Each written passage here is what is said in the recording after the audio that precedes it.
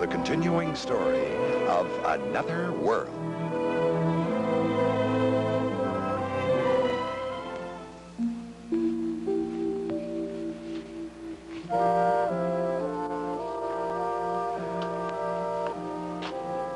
I hope you haven't been out in the sun too long, Louise. I'll be all right in a moment. It's awfully hot out there. You don't have to tell me. Is there an awful lot to be done in the gardens? Well, the lilacs had to be pruned before they go to seed, and the irises needed dividing. Do you need help with that? Well, I'm almost finished. I hope the gardens aren't becoming too much for you, Louise. Well, don't you think the flowers have been beautiful this year? I'm not criticizing your gardening. No one has a better green thumb than you. I was just asking if you need help. Oh, I've seen about having the privet trimmed.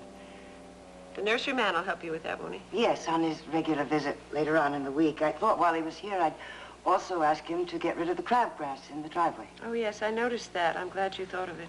Otherwise, I think everything's under control. Yes, but what do you think about a regular gardener? I suppose we could use one. Well, now, Louise, he wouldn't have to touch your roses or any of the plants that you're particularly fond of. You mean he just do the heavy work? Yes. Perhaps Brooks knows of somebody. Shall I ask him? Well, actually, I already have someone in mind, or at least Mom does. Someone Ada knows? She says that Fred Ewing needs a job, and she suggests that we take him on as our gardener. Larry and Blaine's father? Well, he's supposed to be nice. I'm sure you'd get along with him. I'd better finish up with the roses before it gets any hotter.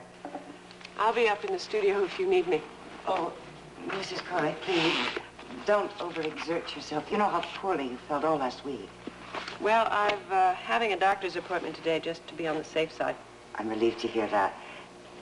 Will you be taking the walk along the bay again today? Yes, before lunch. I wonder if perhaps that isn't too far for you to go. Now, Louise, don't worry about me. I'm just feeling fine, okay? Oh.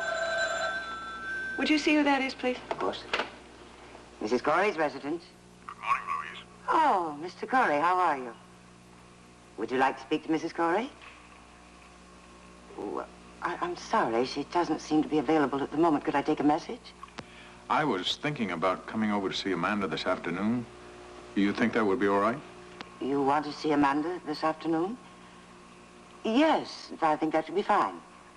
Good. I wonder if you happen to know if Mrs. Corey will be there. It'll be toward the end of the day. I really don't know whether she'll be home or not. Well, I hope she is, Louise. She was a little distressed the last time I was over there, and I would like to clear up any misunderstandings if I can. I'll pass on the message to her, Mr. Corey. Thank you, Louise. Goodbye. Bye. He says he hopes she'll be home when he comes to see Amanda. Did he say when that would be? Late in the day. Well, then that's when I'll take my walk. I thought you were going before lunch. Well, I've changed my plans. Mr. Corey said he hoped to clear up a misunderstanding you had the last time he was here. Did he? Don't you think you should see him? Mr. Corey knows that I don't intend to be here when he comes to visit Amanda.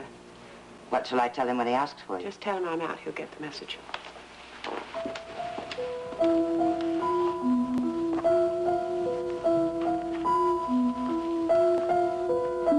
Is that all? For now, at least.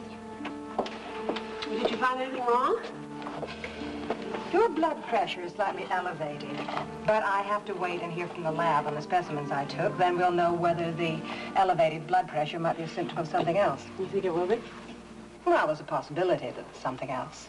Well, certainly the dizzy spells could have been brought on by high blood pressure, couldn't they? High blood pressure is usually asymptomatic, Mrs. Corey. You mean there are no definite symptoms?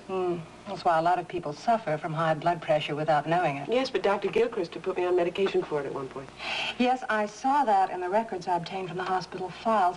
How did you discover then that you had high blood pressure? Just a routine checkup. Did Dr. Gilchrist suggest what might be causing it? Tension. Have you continued to take the medication he prescribed? No, I haven't. When did you stop? Oh, I let the prescription lapse after Dr. Gilchrist moved away, I guess. Well, that was some time ago. Yeah, I know. Mrs. Corey, you're aware of the potential seriousness of hypertension if it's not controlled, aren't you? Yeah, Dr. Gilchrist told me. Then I don't have to go into it. You trying to tell me something? Well, first of all, I'm telling you that you probably have nothing to be alarmed about. Well, that's a relief. The symptoms could be the result of nerves, just as they were before. Well, I have been under emotional strain lately. Would you like me to prescribe tranquilizers for No, you? no, that's not necessary. Well, why don't we be on the safe side? Well, what do you suggest? Why don't we put you back on the blood pressure medication, if only as a precaution? Okay, if that's what you advise. I advise it most strongly, Mrs. Corey. Even though you seem to be in good health. Okay. I'll write out your prescription.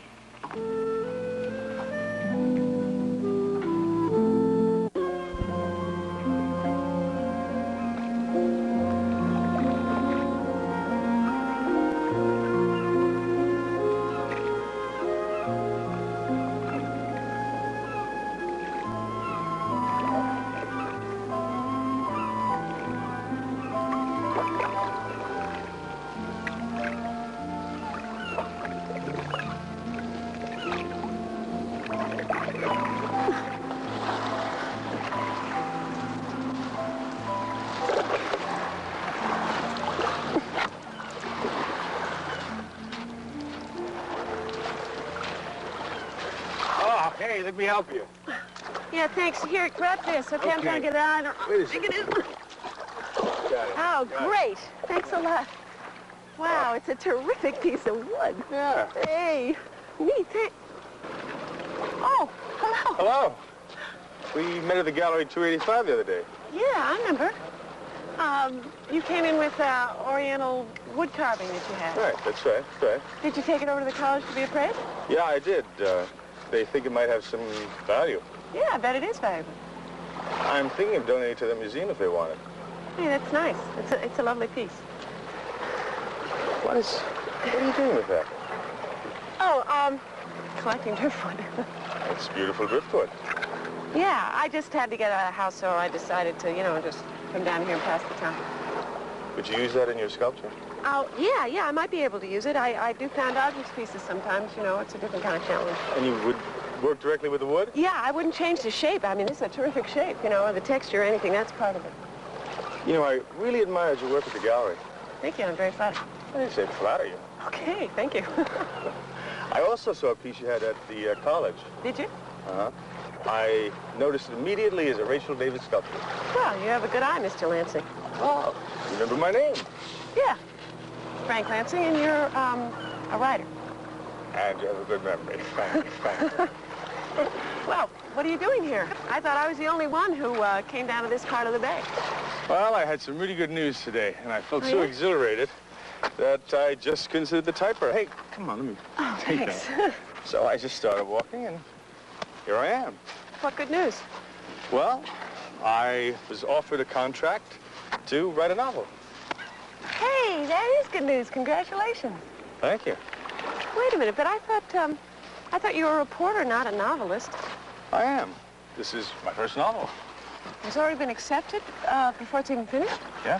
How is that for a vote of confidence, huh? Well, that's pretty good. Listen, what you've written so far must be pretty impressive. Well, to tell you the truth, I'm a little bowled over by the whole thing. Yeah, I bet you are. Is it based on your experiences in Southeast Asia? Uh-huh. Yeah, it is. That should be pretty interesting. Well, my publisher feels it has good sales potential. Well, good luck with it. Thank you. Hey, maybe... Oh. Here, maybe you want me to keep it? No, I want No.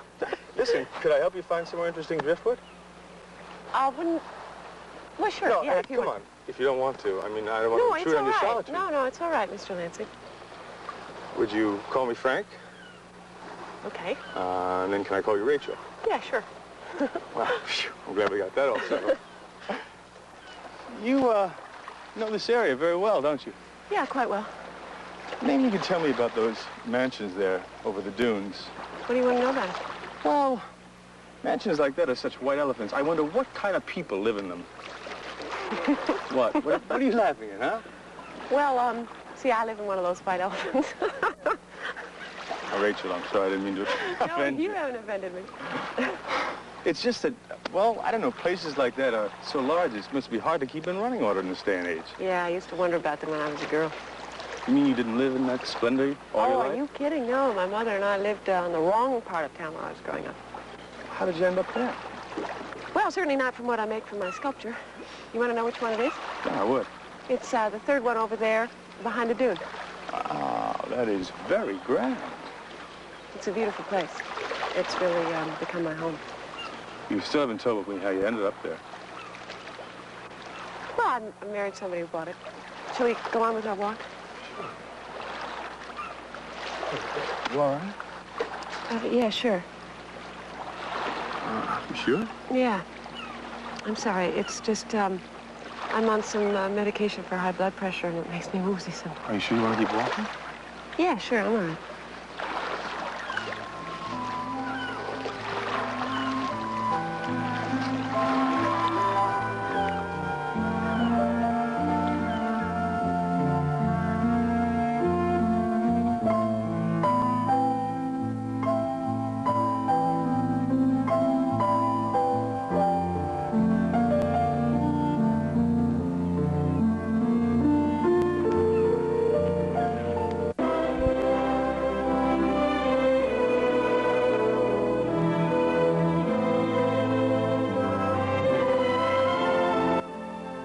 Tonight, be sure to watch the award-winning NBC Nightly News as it reports on President Carter and his latest plans to effectively deal with our energy shortage.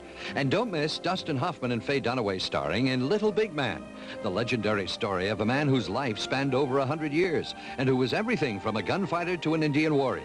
Little Big Man, tonight on NBC.